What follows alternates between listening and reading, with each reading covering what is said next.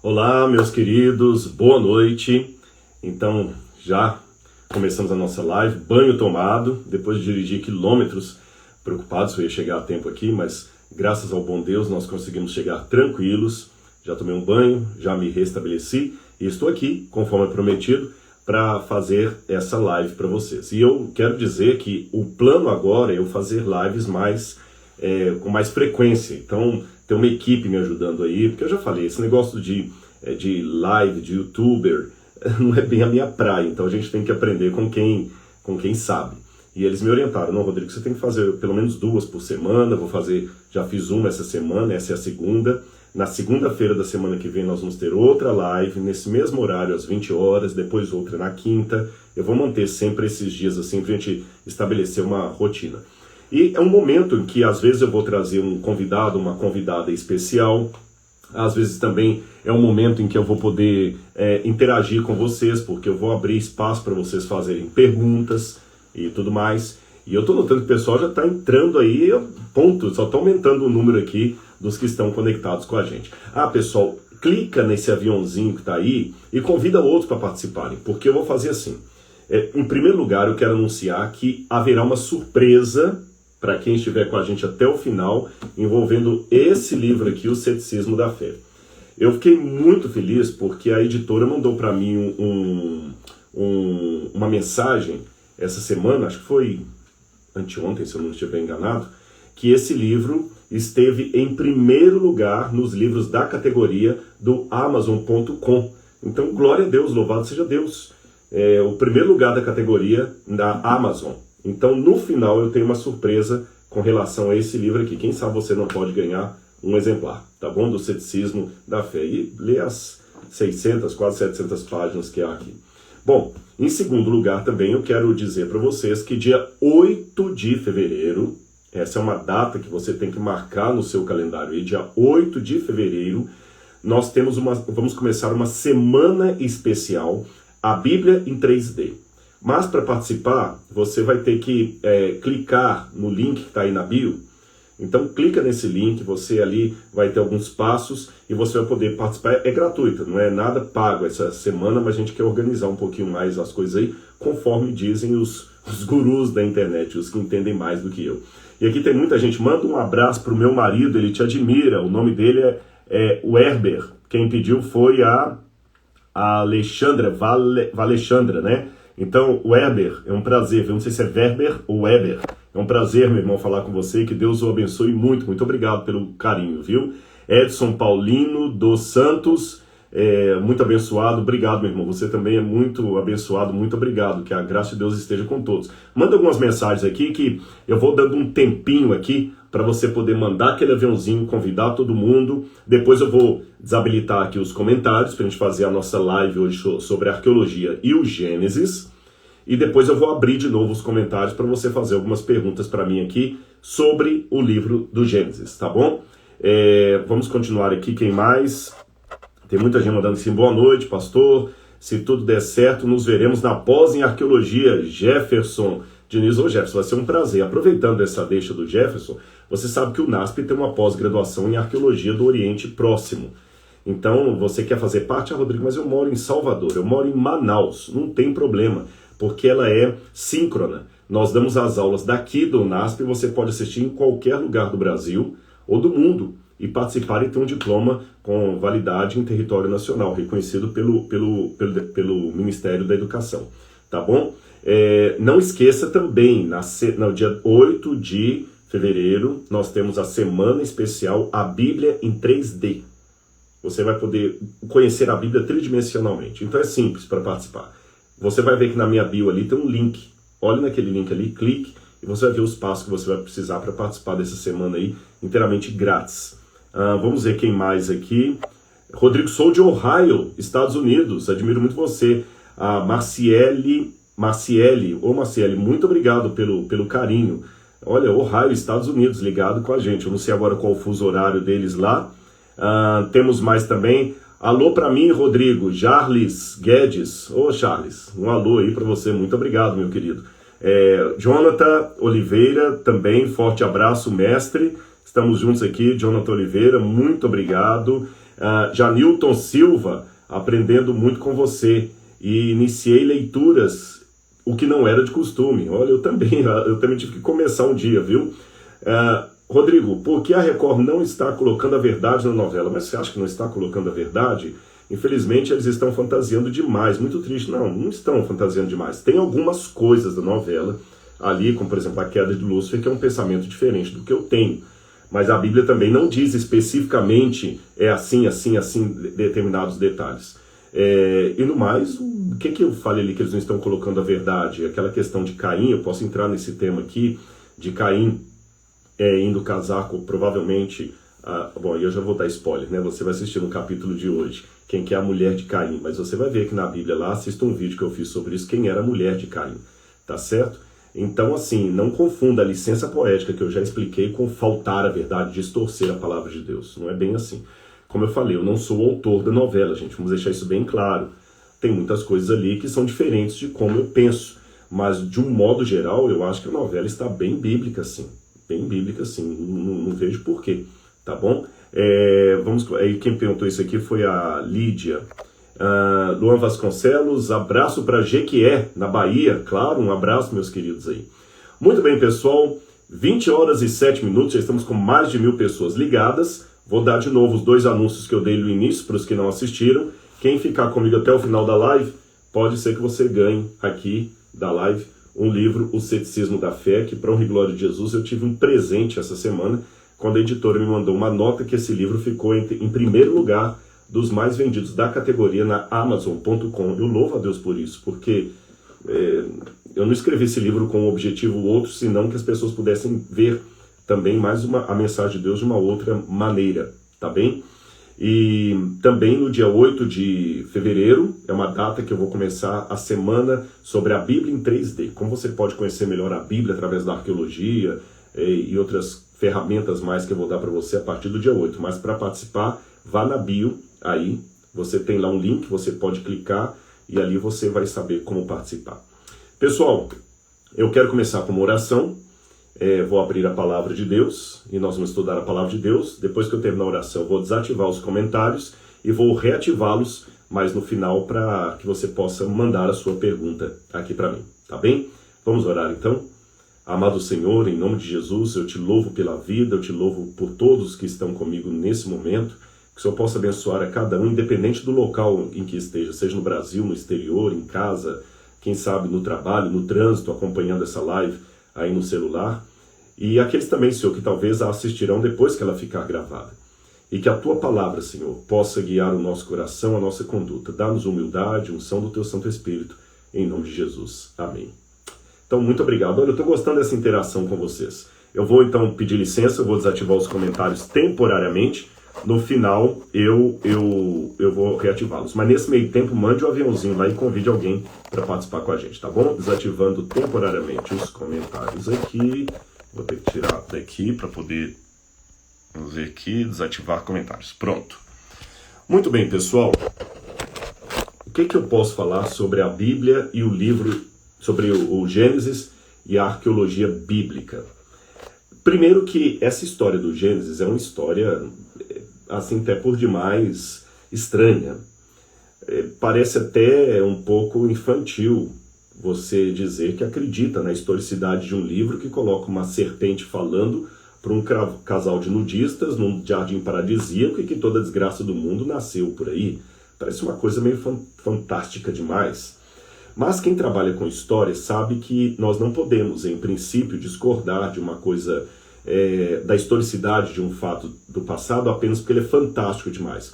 Porque a história está repleta de situações inusitadas, fantásticas e que aconteceram. Por exemplo, eu que não sou formado em engenharia nem em arquitetura, sem ter esses conhecimentos de engenharia, alguém pudesse me dizer que os egípcios construíram aquelas pirâmides enormes, com pedras pesando toneladas e toneladas, transportadas de um lugar distante, construir aquelas pirâmides gigantescas ali, eu diria impossível. Como é que construiria aquilo ali sem guindaste, sem ferramentas que temos hoje? Mas eles construíram, as pirâmides estão lá. A muralha da China, como é que eles construíram a muralha da China sem a tecnologia de hoje? Mas estão lá. Então, quer dizer, coisas fantásticas aconteceram no passado. Agora, imagine que as pirâmides do Egito ou as muralhas da China tivessem sido destruídas e não tivéssemos nenhum fragmento para comprovar a história delas, a não ser o relato daqueles antigos que conheceram essas maravilhas. A gente ia achar que era mentira aquilo, que jamais alguém poderia construir uma pirâmide daquela altura. Mas não, eles estão aí para mostrar que coisas fantásticas aconteceram sim. E você pode dizer, Rodrigo, tá, mas Adão e Eva, isso é fantástico demais. Então vamos voltar um pouquinho no passado. Se partirmos do pressuposto hipotético, vamos colocar como hipotético, que Adão e Eva existiram, se eles realmente existiram, bom, a Bíblia, na visão mais conservadora, que é aquela que eu participo, a Bíblia começou a ser escrita por volta do século XV, antes da Era Comum, ou século XV a.C. Ou seja, por volta de 1400 a.C. que a Bíblia começou a ser escrita. Mas a escrita, se eu for o mais longínquo, eu coloco a escrita por volta de 3000, 3100 a.C. Então, fazendo uma conta rápida, 3100 menos 1500, eu tenho aí, entre a Bíblia e a invenção da escrita, pelo menos 1600 anos de história, correto? Muito bem. Se Adão e Eva, supostamente, estivessem ou estariam ali realmente no começo da humanidade, todas as civilizações são descendentes de Adão e Eva, correto? Por essa lógica, se assim for, quando eu for ao berço da civilização, eu tenho que encontrar na tradição local traços que remetam à história de Adão e Eva. Se a Bíblia contasse a história de Adão e Eva, se a Bíblia contasse a história de Adão e Eva, porém fosse o primeiro documento a falar desse casal em 1600 anos de história escrita, ia ser muito estranho. Como é que ninguém jamais ouviu falar deles? Agora, supondo que todos nós sejamos descendentes, e as civilizações que começaram desde as primeiras são descendentes dos descendentes de Adão e Eva, é óbvio que eu deva encontrar nos documentos mais antigos da humanidade alusões a Adão e Eva. Segunda lógica, além de encontrar essas alusões, elas não deverão ser exatamente um decalque do que a Bíblia vai apresentar, porque cada um vai contando a história, acrescentando matizes culturais próprios. É o velho elemento ou acontecimento do telefone sem fio. Porém, por mais que a história chegue distorcida nas fontes, nos destinos, existem alguns elementos centrais que permanecem. Todo telefone sem fio, por mais que a mensagem chegue completamente distorcida do outro lado, há elementos núcleos centrais que permaneçam. É lógico que agora eu não vou responder nesse momento porque eu acredito que a Bíblia é a versão correta. Eu quero apenas argumentar que, quando eu volto à origem da humanidade, os mais antigos documentos que a humanidade preparou, eu vejo as alusões à história de Adão e Eva. E, segundo detalhe, segundo aspecto, por mais que essa história esteja com matizes diferentes, de acordo com a cultura sumeriana, egípcia, ugarítica, babilônica, os núcleos centrais permanecem, exatamente como os teóricos da comunicação apontam que deveria ser. E quais são esses núcleos centrais? Em primeiro deles, a ideia de que houve um casal primivo e que esse casal morava num jardim e que eles perderam esse jardim e a vida eterna por causa da desobediência envolvendo algum tipo de alimento. E que logo seguida à sua desobediência houve um dilúvio que inundou toda a terra. Esse núcleo central de histórias já era contado muito antes da Bíblia. Também eu vou entrar num mérito que muitos levantam. Será que a Bíblia plagiou esses mitos? Deixe-me apenas dar um exemplo primeiro desses mitos sumerianos. Eu tenho aqui uma réplica que eu trouxe lá do Museu Britânico, do épico do Gilgamesh. Gilgamesh, esse épico, ele foi encontrado em fragmentos. Pena que a história não está toda completa. Nós temos uma parte dessa história que foi encontrada ali na região do Iraque, outra foi encontrada no Egito. outra na biblioteca de Assurbanipal. E quando eles juntaram, é interessante que a história de Gilgamesh, ou Gilgamesh, ele era o rei de Eridu, e ele acaba por quebrar o vento, recebendo um castigo, ele vai ao mundo dos deuses. E no mundo dos deuses, ele não deveria comer da comida que fosse oferecida, era proibido. E é interessante que uma das cortesãs do templo, da corte da deusa Iana, para onde o Gilgamesh vai, ela oferece para ele um fruto proibido, garantindo que se ele comesse, ele seria igual a Deus. Numa outra versão muito parecida, quem é convidado a comer desse fruto é um homem chamado Adapa. E é interessante que o vocábulo sumeriano Adapa está muito próximo em termos etimológicos com o nome Adam, que aparece na Bíblia em hebraico. Adapa é o mesmo nome Adam, só que em sumeriano. Você sabe, por exemplo, Wilhelm. Wilhelm é o mesmo nome que depois vai virar William ou Guilherme em português. Só que Wilhelm é na sua forma saxônica, na sua forma alemã. Os alemães falam Wilhelm. Só que quando foram mudando para outros idiomas, Wilhelm virou Guilherme em português, Williams em inglês, ou William. É o mesmo nome. Então, Adam, em hebraico, parece vir da mesma origem do nome Adapa, em sumeriano. E, assim como o Adão bíblico é convidado a comer de um fruto, sob a promessa que se ele comesse desse fruto, ele teria vida eterna e seria igual a Deus, também no mito de Adapa, semelhante ao mito do Gilgamesh, no mito de Adapa, Adapa também é convidado a comer de um fruto proibido, e se ele o comesse, ele seria eterno, igual aos deuses. Muito interessante isso. Também uma coisa curiosa, que nesse mito de existe um dos personagens centrais ali, que é Nin-Gish-Zida. Nin-Gish-Zida significa literalmente, Nin é senhora, Gish, árvore, Zida, desejável, senhora da árvore desejável. Mas muitos traduzem como se fosse senhor da árvore desejável. Eu não vou entrar no mérito aqui de Nin e Ninti, aqui que seria a forma feminina ou masculina em sumeriano. Mas esse senhor ou senhora da árvore desejável é sempre mostrado em forma humana, ou como sendo uma serpente, ou como sendo um dragão.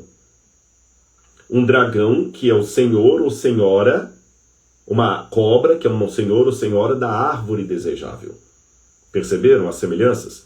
Também nesse épico que eu trouxe aqui, fala de um dilúvio que caiu sobre toda a terra. Só que nessas versões sumerianas, o herói do dilúvio não se chama Noé. Ele se chama Utnapishtim, em umas versões. Na outra se chama Ziusudra. Ziusudra ou Utnapishtim. E esses nomes estranhos assim, tem uma história muito parecida com a de Noé. Esses cavaleiros, eles são orientados pelos deuses que um dilúvio iria cair sobre a terra. Então, para salvar a si mesmo e as suas famílias, eles deveriam construir um barco, e numa versão ele deveria colocar no barco sementes de todas as plantas da terra para que ele pudesse plantá-las depois do dilúvio. Na outra versão ele deveria levar animais. Inclusive, recentemente, em 2019, o professor Finkel, que trabalha lá no Museu Britânico, eu tive a oportunidade de conhecê-lo. O Finkel é um dos maiores especialistas em leitura cuneiforme que nós temos na atualidade. Ele encontrou um tablete lá no Museu Britânico e tinha uma palavra que ele conseguiu pela primeira vez decifrar, acho que é Sa'ar. E essa palavra Sa'ar, que está num dos documentos que contam a história do dilúvio, ele finalmente traduziu, que significa de 2 em 2. A semelhança da Bíblia, nesse documento sumeriano, do 3º milênio a.C., diz que os animais deveriam entrar na arca de 2 em 2. Só que nessa versão sumeriana, a arca era redonda, ao invés de ser retangular, como na versão bíblica. Ela deveria ser redonda. Essas coisas me mostram que a história que a Bíblia apresenta já existia milênios antes da Bíblia. Aí alguém pode falar, tudo bem, Rodrigo, só que eu já li que a Bíblia plagiou esses mitos. Eu não vou ter tempo aqui na live para discutir toda essa questão da acusação de plágio, mas eu vou dizer para você alguns elementos mais fáceis de você entender. Em primeiro lugar, a Bíblia não pode ter plagiado esses mitos pelo seguinte: nós temos caso de empréstimo literário no passado, onde um mito acaba bebendo numa fonte anterior. Um exemplo posterior à época em que a Bíblia estava começando a ser escrita, pode ser ali da literatura grega que foi plagiada pelos romanos, pelos latinos. Quando você vê a Eneida de Virgílio, por exemplo, ela parece muito com a Odisseia de Homero. A Eneida parece muito com a Odisseia, mas você nota que os romanos, ao plagiarem, eles ampliam a história. Os famosos 12 trabalhos de Hércules, que são uma ampliação da versão grega de Heracles. São uma ampliação, ou seja, ninguém plagia ou toma emprestado uma literatura anterior para sintetizá-la, é sempre para torná-la mais ampla. Então, do ponto de vista da comparação literária e linguística, não posso dizer que a Bíblia plagiou, tecnicamente falando, não é questão de fé, de achismo, porque ela é sintetizada na história. Se ela plagiasse, ela deveria ser maior. Segunda razão pela qual a Bíblia não parece ter plagiado esses mitos é que eu vou mostrar alguns exemplos para vocês daqui a pouquinho. A literatura bíblica e nas entrelinhas, ela entra em choque ideológico, teológico, teogônico, com pontos centrais dessas literaturas anteriores, como se ela estivesse até corrigindo-as. Se, perceba a conjunção, se houve alguma intertextualidade entre a Bíblia e os mitos que a antecederam, se houve, foi para corrigir, porque a Bíblia está na contramão desses mitos, como eu vou mostrar. Um exemplo básico que eu posso dar, aliás, dois exemplos, é que esses mitos sempre trabalham com dois focos. Letra A, o universo sempre antecede aos deuses. O universo é anterior aos deuses. As forças siderais são, de certo modo, divinas, e essas forças siderais projetam tudo, inclusive os deuses, ou seja, os deuses da mitologia pagã são filhos do universo, e não os que criam o universo. Eles podem criar a Terra, mas não o universo. A Bíblia é o único livro da Antiguidade que coloca Deus antes dos céus e da Terra. Tá certo? Não é o céu e a Terra que são seres que se autofecundam, como na mitologia grega, por exemplo, que a Terra, Gaia, se autofecundou gerando Uranus, que é o céu, e a partir da cópula dos dois surgiram outros seres. Não é isso que a Bíblia apresenta. Ela coloca no princípio Deus. Deus estava no começo.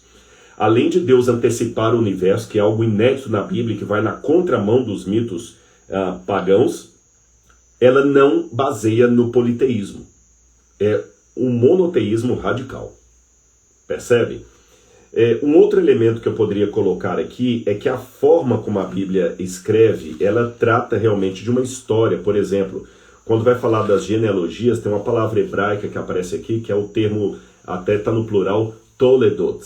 Toledot, que na tradução fala assim, essas são as gerações, Toledot. Esse Toledot geralmente é uma expressão de livros que estão tratando de história real, e não de história, com E, ou mitos, tá bem?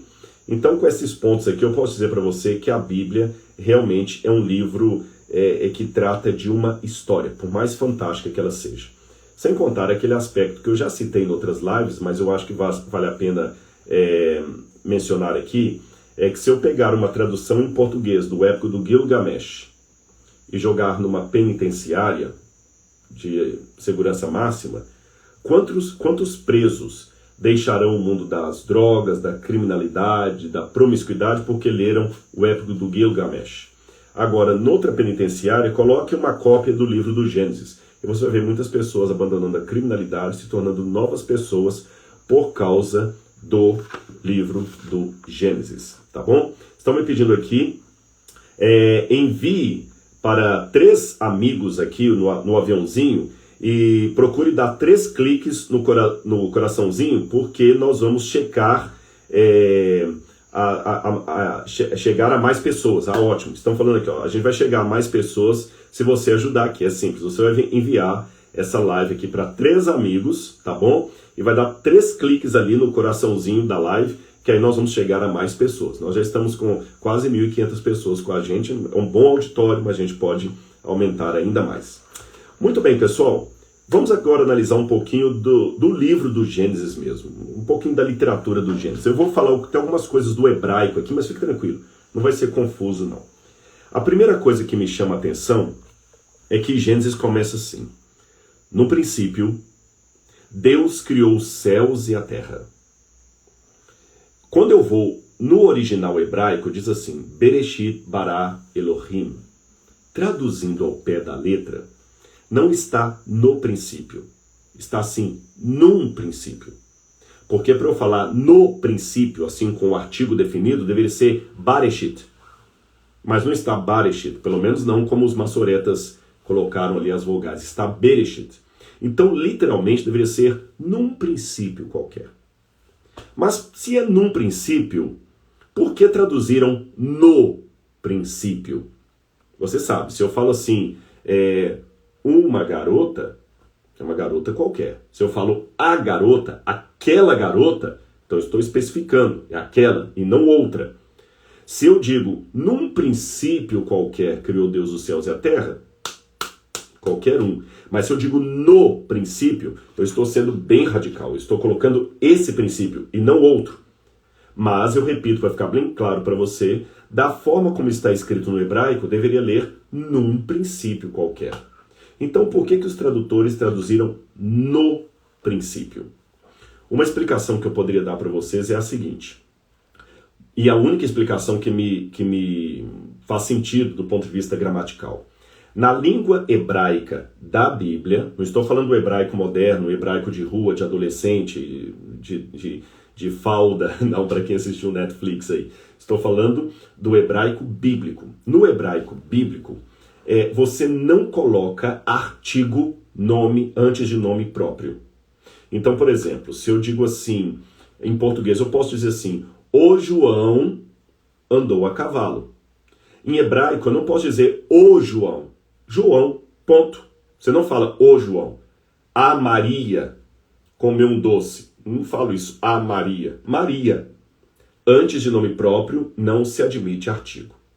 Então, para eu traduzir isso aqui como tendo um artigo definido, sendo que não há, eu tenho que entender esse princípio como sendo um nome próprio. E será que esse princípio poderia ser um nome próprio? É engraçado que quando eu vou na tradição dos judeus, os rabinos mais antigos, mesmo Rashi, que é um rabino, acho que do século XVII, muito assim admirado no judaísmo, ele escreveu comentários bíblicos, Rashi, ou mesmo se eu for nos comentários mais antigos da época do Talmud, eu estou falando do segundo século depois de Cristo e terceiro século depois de Cristo, esses rabinos mais antigos diziam que no princípio, significa que Deus e a sua palavra, alguns colocam até a Torá, estavam participando da criação. Olha o que os judeus me dizem. Deus criou o universo através da sua davar, da sua palavra, da sua Torá. A Torá é a lei, os mandamentos de Deus. Só que a Torá para eles é como se fosse a palavra de Deus que ficou escrita em forma hebraica ali por Moisés. Mas originalmente, a Davar Adonai, a palavra de Deus, era uma pessoa com o Altíssimo, através da qual ele criou tudo. Então já tem uma pista pelos judeus. Então esse princípio aqui pode ser a palavra do Senhor. Quando você vai a Provérbios capítulo 8, você descobre lá uma coisa muito interessante no livro de Provérbios. Eu vou ler aqui na minha Bíblia. Salmos, Provérbios. Depois você leia com calma aí todo o capítulo 8 de Provérbios. Provérbios 8 está falando da sabedoria. E fala que a sabedoria estava com Deus desde o início. Diz assim o verso 22. O Senhor me possuía no início de sua obra, antes de suas mais antigas obras. Eu fui estabelecida desde a antiguidade, desde o princípio, antes do começo da terra. E vai falando da sabedoria que estava com Deus. E tem um momento que fala aqui, verso 30, a sabedoria falando, eu estava com ele, com o Criador, eu era o seu arquiteto. Dia após dia eu era a sua alegria, divertindo-me em todo o tempo na sua presença, divertindo-me no seu mundo habitável e achando alegria. Ou seja, a sabedoria estava com Deus antes de todas as coisas e ela era o arquiteto de Deus. Então, pelo livro de Provérbios e pela literatura hebraica, eu sei que Deus contou com um arquiteto aqui no começo. E quem seria esse arquiteto? Provavelmente esse que a gente chama de princípio, ou reshit em hebraico. Aliás, já que eu falei em reshit em hebraico, eu tenho aqui um dicionário de hebraico, você vai ver que a palavra reshit, ela tem vários significados. É como a palavra pena em português. Pena pode significar várias coisas. Pena pode ser pena de dó. Ah, eu estou com uma pena de você. Estou com uma pena de você. Pena pode ser condenação. Ele cumpriu pena lá na cadeia do Carandiru. Ele cumpriu pena. Pode significar castigo também. Ah, o jogador sofreu pena por causa disso. Pode ser sobrenome. Lá em Belo Horizonte tem uma avenida que chama Afonso Pena, né? Por causa de Afonso Pena, é lógico, da história. Pena pode significar também uma queda d'água, pena d'água, um veio d'água. Olha quanta coisa significa pena. Pena de galinha, claro, pena de galinha. Tem pena de quem tem pena. Ora, se a palavra pena tem tantos significados, isso acontece também com o hebraico. Se você for ao dicionário, você vai ver que essa palavra princípio, que em hebraico é reshit, pode ser traduzida com, vem de rosh, cabeça, primazia, primeiro, primogênito. Olha, cabeça, primogênito, primeiro, primazia, princípio. Aí quando eu vou ao apóstolo João, ele começa o evangelho dele dizendo assim, olha, Evangelho de João, capítulo 1, versículo 1. No princípio, olha a mesma palavra do Gênesis, no princípio criou Deus, João diz, no princípio era o verbo. Interessante, João não diz no princípio estava o verbo. No princípio era o verbo. Veja, se eu digo assim, no princípio estava Rodrigo, beleza, agora se eu falo no princípio era o Rodrigo. Eu estou identificando. E quando você vai para Paulo em Colossenses, Colossenses capítulo 1, a partir do versículo 16 em diante, fala de Jesus assim, está falando de Jesus. Pois nele foram criadas todas as coisas, nos céus e sobre a terra, as visíveis, as invisíveis, sejam tronos, sejam soberanias, quer principados, quer potestades. Tudo foi criado por meio dele e para ele. Ele é antes de todas as coisas. Nele tudo subsiste. Ele é a cabeça. Reshit vem de rosh, que significa cabeça. Ele, Jesus, é a cabeça do corpo, que é a igreja. Ele é o princípio. No princípio. O primogênito. Eu falei que Reshit significa primogênito, dentre os mortos. Para ter a primazia. Eu falei que Reshit significa primazia em todas as coisas. Então o que eu estou aprendendo a partir de Paulo e João e da literatura judaica? Que o princípio, através do qual Deus criou todas as coisas, é uma pessoa. E quem é essa pessoa? É o Messias. E quem é o Messias? Jesus de Nazaré. Através de alguém chamado Messias, princípio, criou Deus os céus e a terra. Agora, a terra era sem forma e vazia. Havia trevas sobre a face do abismo e o Espírito de Deus pairava sobre as águas. Na outra tradução diz assim, o Espírito de Deus se movia sobre as águas. É interessante que essa expressão no hebraico aqui, movia, pairava, é rahaf. Rahaf é o movimento de um pássaro que vem com as asas batendo assim. Imagina um pássaro chegando num lago, ele vai batendo as asas e a água vai espalhando ali. Ou quem sabe uma águia com asas poderosas que ela vem voando e quando vai chegando perto do ninho ela diminui o movimento, ainda faz um vento, mas não um vento a ponto de assustar os filhotes. Em hebraico você diz que esse movimento da águia batendo as asas sobre o ninho é rahap, ou rahap, ou seja, ela vai batendo ali. É o mesmo movimento que está aqui. Deus, o Pai, cria o mundo através de Deus Filho, Reshit, e o Espírito, olha a Trindade, move sobre as águas. É interessante que esse mesmo quadro, quase, vai ser reproduzido no batismo de Jesus, em que o Pai fala do céu, este é o meu Filho amado em quem me comprazo, Jesus está na terra como artífice, recriando a vida, e o Espírito de Deus aparece como uma pomba, vindo sobre as águas onde Jesus estava. Olha que lindo, como é que nada é à toa na Bíblia. Nada é sem sentido.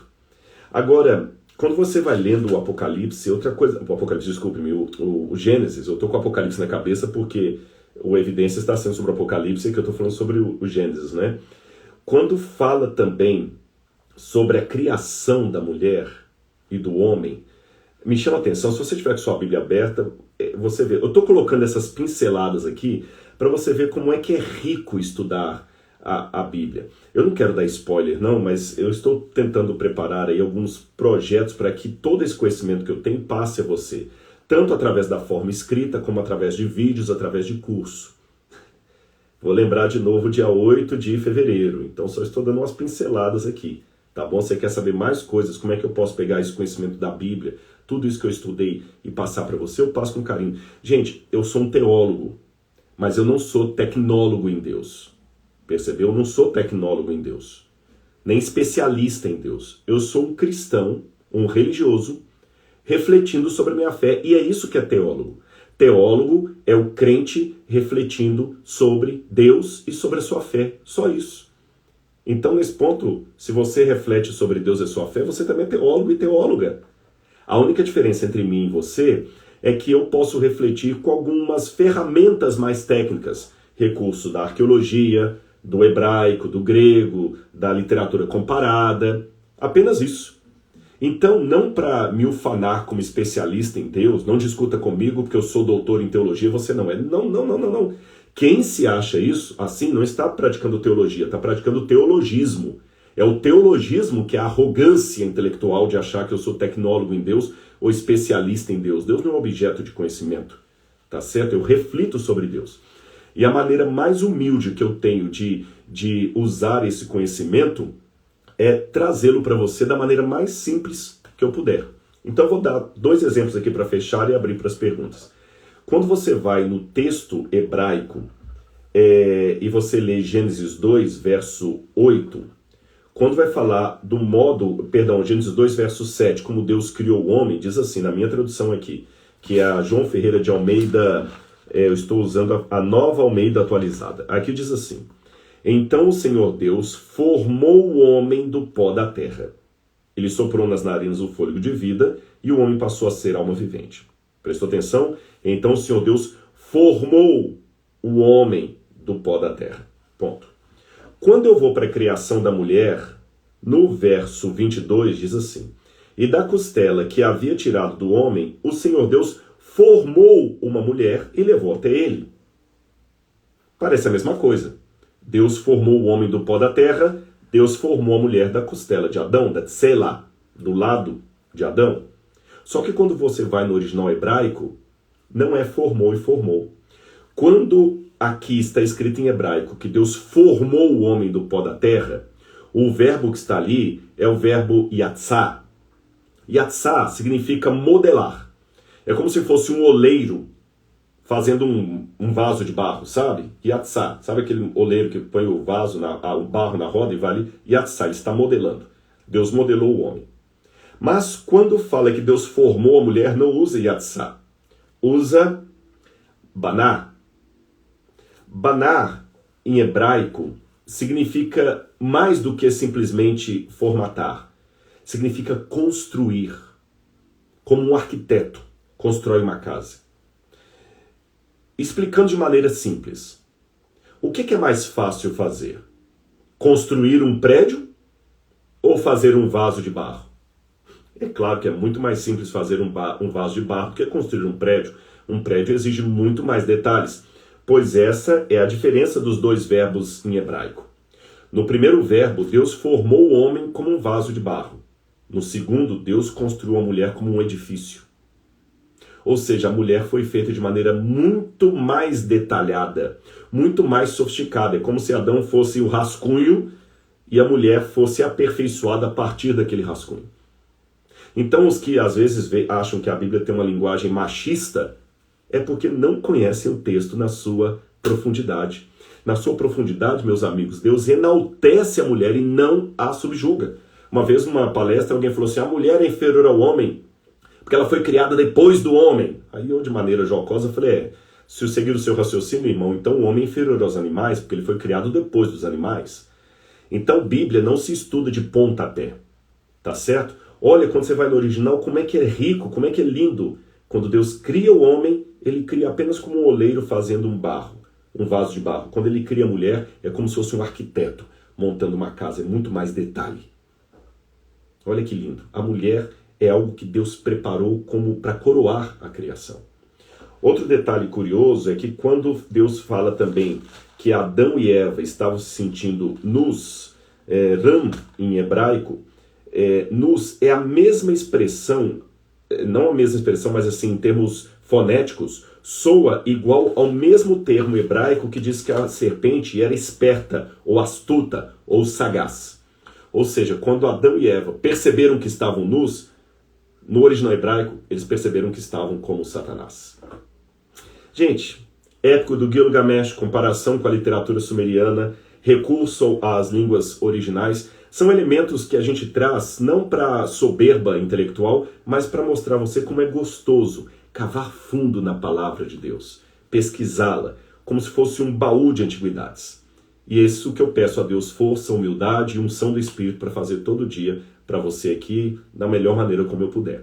Então, como eu não posso atender todos, muita gente, eu queria o seu WhatsApp, eu queria bater um papo com você, eu consegui uma equipe que está me ajudando a otimizar o meu tempo. É por isso que no dia 8 de fevereiro nós vamos ter essa semana da Bíblia em 3D, porque muitas perguntas vão ser respondidas ali naquela semana. Você pode inscrever lá, é só entrar na bio ali. Outra forma que eu tenho é através dos livros que eu publico. E quem ficar até o final da live vai saber como é que você pode ganhar um livro, Ceticismo da Fé. Outra forma é através dos vídeos, e palestras e pregações e tudo mais. Vou abrir então aqui as perguntas. Evidentemente que eu não sei se vai dar tempo de responder a todas, mas aquelas que eu conseguir aqui eu vou tentar responder, tá bem? Então vamos lá, muito bem pessoal, vamos subir aqui, podem começar a fazer perguntas. Eu vou pedir perguntas sobre o livro do Gênesis, tá bom? Senão vai ficar uma salada de frutas aqui. Vamos aqui. Paz, pastor, sou de São Bernardo, Márcio Andrade. Paz do Senhor, meu irmão, glória a Deus, viu? Deixa eu passar aqui, então vamos ver alguma pergunta aqui.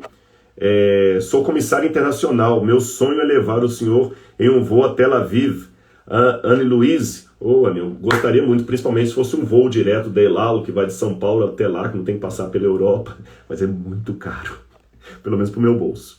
Vamos lá então, vamos ver as perguntas aqui. Amo o seu trabalho, meu esposo trabalha com o Dr. Milton, um dia eu vou conhecer você. Glorinha Moura, obrigado Glorinha. Dr. Milton é uma pessoa muito querida mesmo. Aqui uma pergunta. Vex Xavier, V Xavier, deve ser Vera Xavier.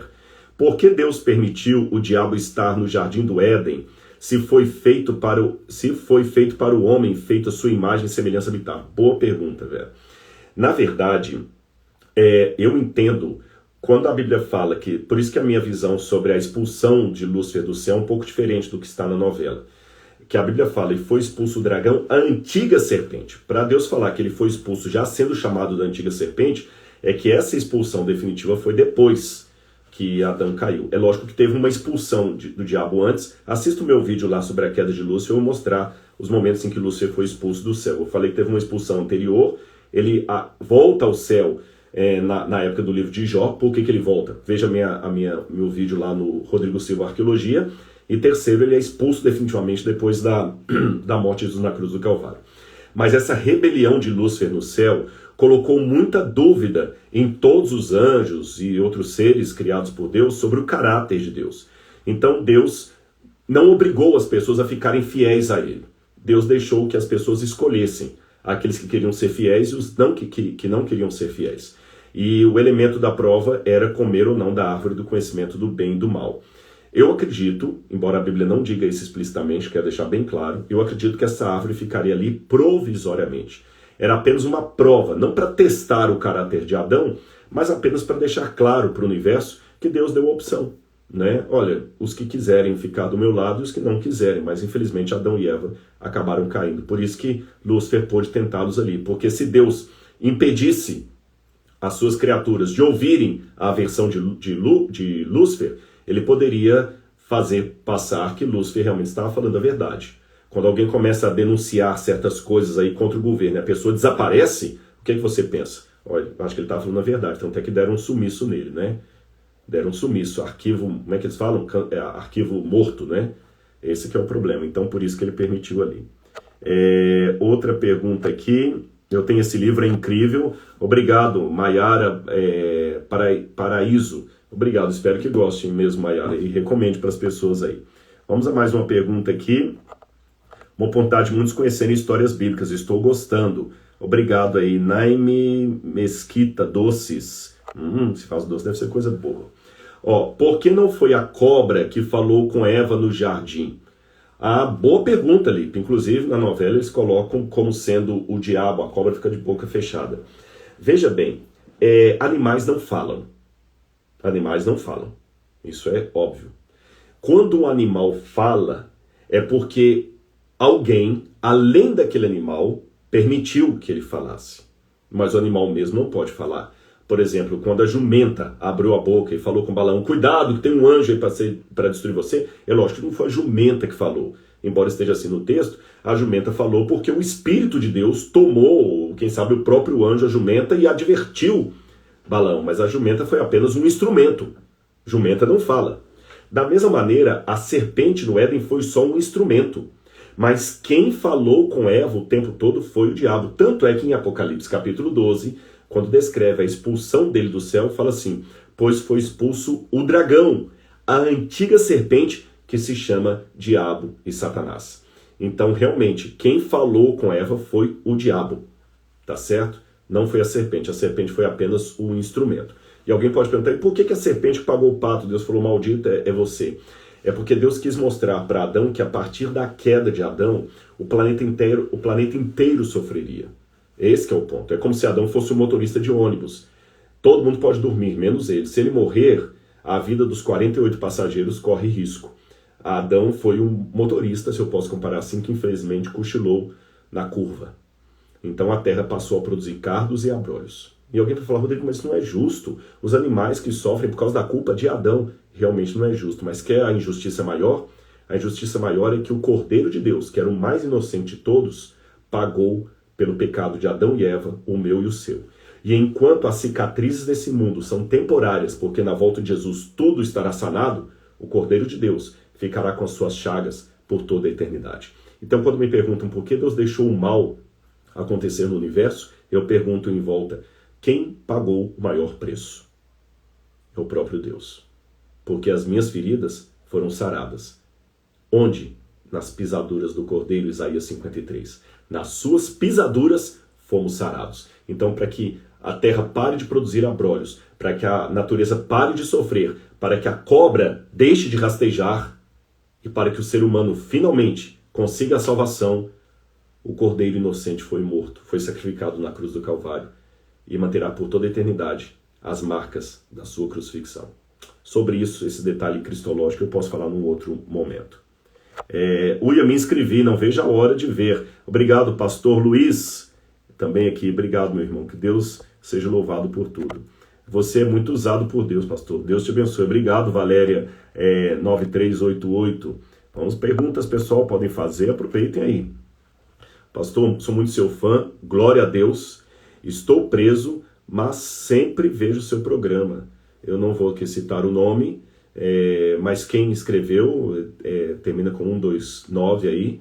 Meu irmão, não sei se essa prisão sua que você está realmente na penitenciária ou se você está preso numa circunstância diferente, mas Jesus foi visitar os presos, né? E eu já fiz muitos trabalhos com presos e glória a Deus, porque Deus atinge todo mundo em todo lugar. E glória a Deus, porque você está entregando sua vida a Cristo.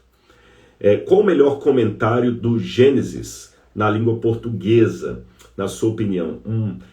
Olha, em português é complicado, eu não vou pegar aqui agora, mas tem um comentário muito bom que eu gosto, da Vida Nova, que é do Derek Kidner, sobre o Gênesis, de capa vermelha. Muito bom aquele comentário, eu gosto muito. Tem também a série Logos, da Casa Publicadora Brasileira, que tem um comentário muito bom ali também sobre o Pentateuco, o primeiro volume, mas é muito bom também esse comentário, fala da língua original, Eu gosto muito desses dois aí. O Derek Kidner, se não me engano, é batista. Adão e Eva chamavam Deus de pai. Bom, essa informação nós não temos na Bíblia. Foi uma licença poética da novela, né? Nós não temos essa informação na Bíblia. Eles tinham que se referir a Deus. Agora, se eles não chamavam a Deus de pai, não acredito que é uma heresia a novela colocar desse jeito. Não estou falando que Cleide, que fez essa pergunta, falou com esse tom, viu, Cleide? Mas é porque a gente está... olha, até a autora mandou para mim algumas mensagens depois, gente, eu até aproveito para falar isso aqui.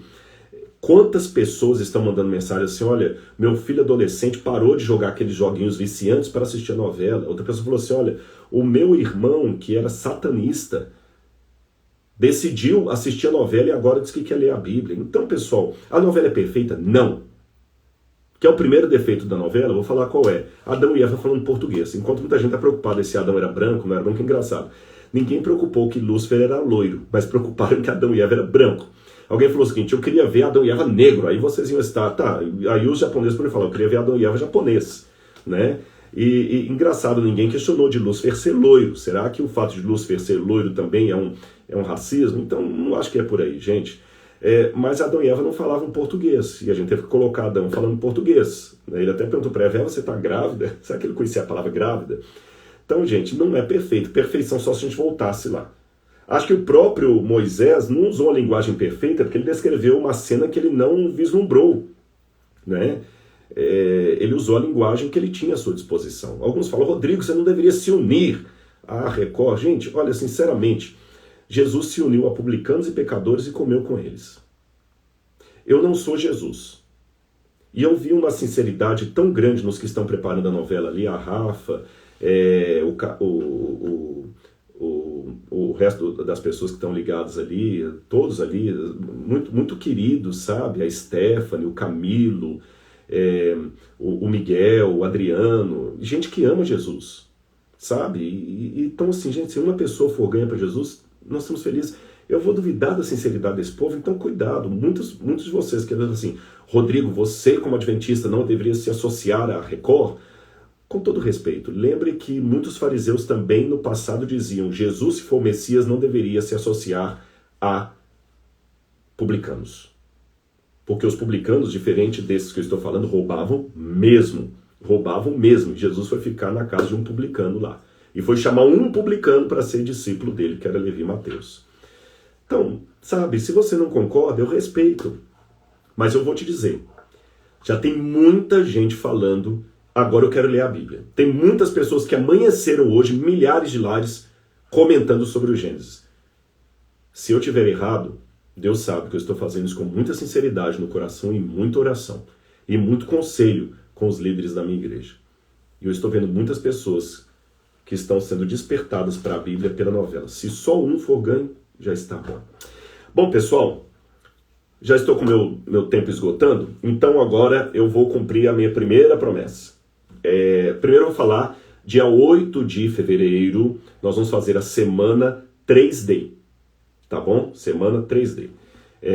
Sobre a Bíblia Sagrada e a arqueologia, como é que você pode entender a Bíblia, com outras informações além dessas que eu deixei aqui. Se você chegou depois, nós já estamos com mais de 2.000 pessoas, fique tranquilo, a live vai ficar gravada, mas eu prometo, segunda-feira às 20 horas, vou fazer outra live, e sempre vou procurar ou trazer alguém para fazer uma live comigo, como eu trouxe a autora da novela Gênesis, talvez pode ser um teólogo, um influencer, tá certo? E algumas vezes eu vou fazer sozinho. E vou sempre abrir para perguntas, respostas e comentários.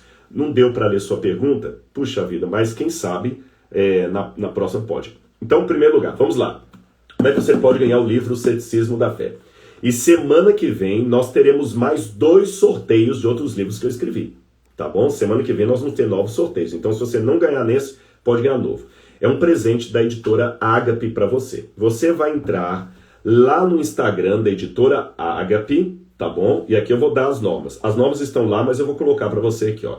Para participar do sorteio, as regras são as seguintes. Estão todas anotadas lá, mas eu vou falar aqui. Você vai entrar no Instagram da editora Ágape, @Ágape_editora. Aí você vai seguir a @Ágape_editora. Vai seguir a Novo Século Editora. vai seguir o Rodrigo Silva Arqueologia, vai seguir esses 3 perfis, vai comentar com 2 amigos, pode marcar quantas vezes você quiser, sem repetir o amigo, nem marcar celebridades ou marcas e famosos, né? E o resultado será divulgado nos stories aqui no dia 1º de fevereiro. Então você tem uma semana aí, ou 2 semanas, né, para poder participar. E no dia 1º de fevereiro, se você seguir essas regras, a editora vai fazer o sorteio, você pode ganhar o livro Ceticismo da Fé, que eu vou autografar para você e a editora vai mandar em qualquer lugar do Brasil.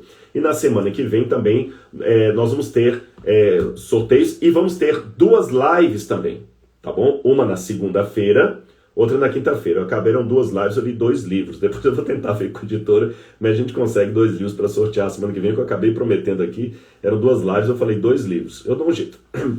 Depois de ver com a editora lá, a gente consegue um livro aí para sortear em cada live ali, tá bom? Pessoal, muito obrigado pelo carinho. Muito obrigado pelos comentários, show. Algumas perguntas ficaram sem ser respondidas, mas eu acho que é legal esse meu bate-papo, né? A gente abre a live aqui, conversa um pouquinho, eu apresento uma matéria, eu converso com alguém e abro depois para vocês poderem interagir comigo. Gente, muito obrigado.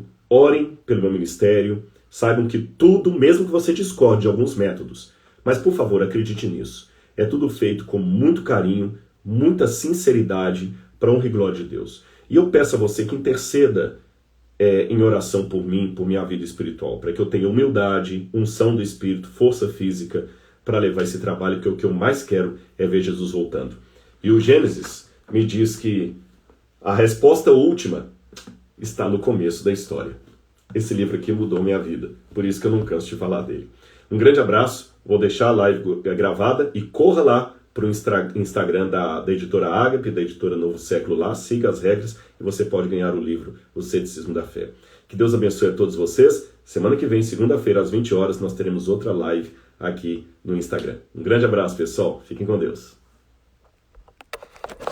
Vou tirar aqui agora e desligar.